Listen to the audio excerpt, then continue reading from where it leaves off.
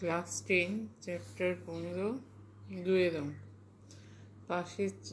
পাশের চিত্রে এবিসি ত্রিভুজটি একটি বৃত্তে পরিলিখিত এবং বৃত্তকে পি কিউ আর বিন্দুতে স্পর্শ করে। যদি এপি সমান 4 সেমি, বিপি সমান 6 সেমি, এসি সমান 12 সেমি হয় এবং বিসি সমান x সেমি হয়, তাদের x এর মান কত? তাহলে কী দেওয়া আছে? এপির মান হচ্ছে 4 সেমি, এপি সমান 4 সেমি, বিপি সমান 6 সেমি, এসির মান হচ্ছে 12 সেমি, বিসির মান কত? এই দৈর্ঘ্যটা বার করতে হবে। তাহলে বিসি বার করতে গেলে কি লাগবে?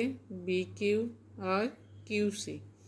আচ্ছা, এখানে দেওয়া আছে বিপি হচ্ছে 6 সেমি। আচ্ছা, বি বিন্দু থেকে বহিস্থ স্পর্শক, তাহলে বিপি সমান বিকিউ হবে। তাদের বহিস্থ বিন্দু থেকে দুটো স্পর্শক আঁকা হলে তাদের দৈর্ঘ্য সমান হয়, তাহলে বিপি সমান বিকিউ। তাহলে এটা 6 সেমি হলে এটাও 6 সেমি হবে।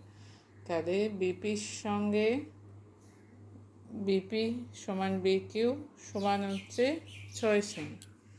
তাহলে এটা 6 সেমি।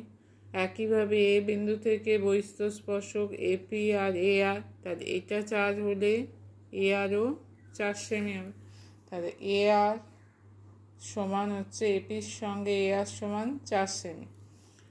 আর সি, এটা এসি দেওয়া আছে 12, গোটাটা দেওয়া আছে 12, তাহলে এই অংশটা 4, তাহলে বাকিটা হয়ে যাবে 12 থেকে 4 বাদ দিলে 8।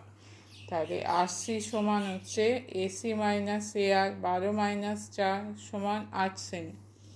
একইভাবে সি বিন্দু থেকে দুটো বহিস্থ স্পর্শক সি আর এবং সি কিউ, এটা 8 হলে সি কিউটা হয়ে যাবে 8 সেমি।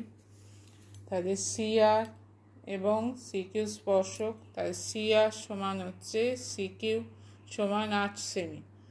তাহলে বিসি সমান কি হচ্ছে? B Q plus QC.